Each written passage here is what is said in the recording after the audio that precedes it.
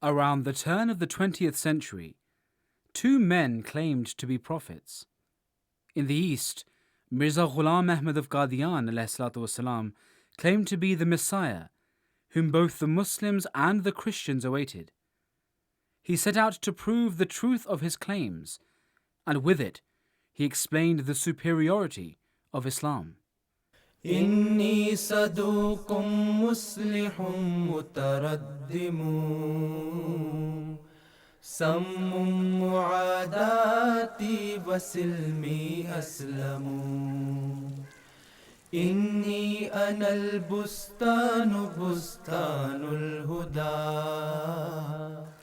تأتي إلي العين لا تتسرم. On December 26, 1899, the Arizona Republican published the claims of Mirza Ghulam Ahmad of Qadian, a well-known Mohammedan reformer. In the West, there was a claimant to the manifestation of Elijah, Alexander Dowie. He established the city of Zion in Illinois, along with his followers, and claimed that he was a prophet of God, sent to establish a heavenly kingdom on earth. To the surprise, ire, and joy of many, he prophesied the return of Jesus Christ within 25 years. He reasoned that just as Elijah came before Jesus in the form of John the Baptist, so too was Jesus going to return after Elijah the third appeared. The city of Zion anxiously waited with him for the return of Jesus. Dowie despised the Muslims. He once remarked, "One of the greatest systems in the Orient is Mohammedanism. Zion will have to wipe out that blot upon humanity." Dowie continued to mock Islam, claiming it would be destroyed. Because Hazrat Ahmad ﷺ could not stand for such insult to Islam and its prophet, Muhammad ﷺ, he issued a challenge. No blood would be shed in this challenge. Prayer alone would decide the truth.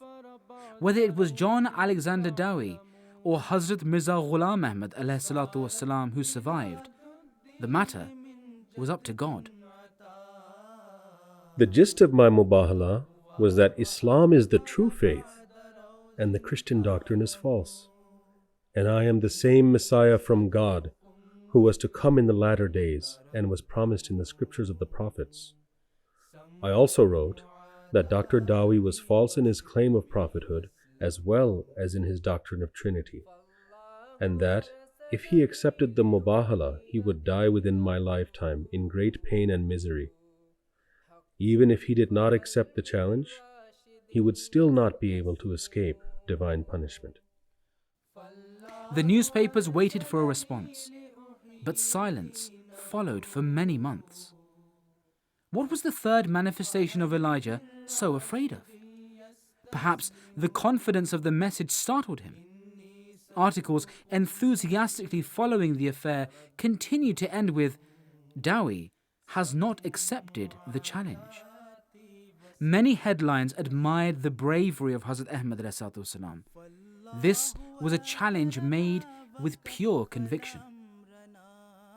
It was in December of 1903 that Dowie responded under pressure from others. In his newsletter called Leaves of Healing, Dowie remarked, "In India, there is a Mohammedan Messiah who keeps writing to me that Jesus Christ lies buried in Kashmir. People ask me, why do I not send him the necessary reply? Do you think that I should answer such gnats and flies? If I were to put my foot on them, I would crush them to death. The fact is that I merely give them a chance to fly away and survive." Dowie fell sick.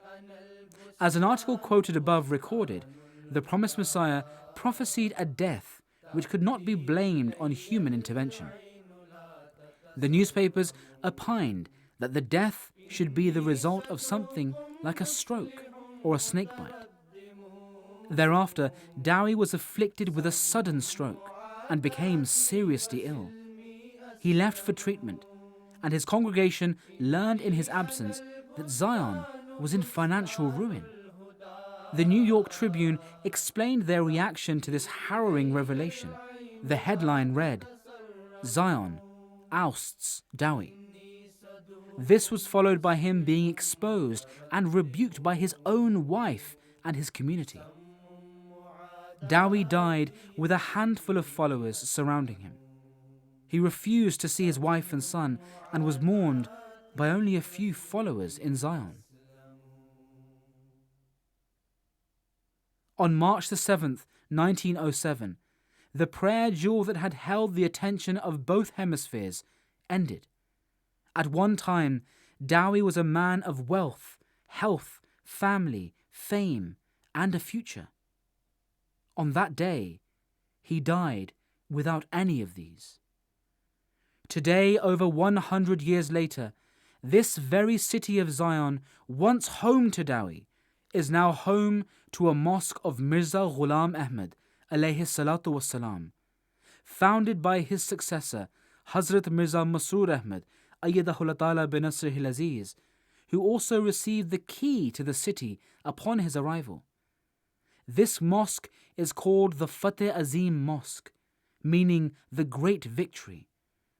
A shattering reminder to the opponents of the Ahmadiyya Muslim movement of what happens to those who oppose the truth. Such is the truthfulness of the claim of the promised Messiah, alayhi salatu wassalam, that no forger and no fabricator was able to stand in his way. And even centuries later, this truth bears its fruits and will continue to do so.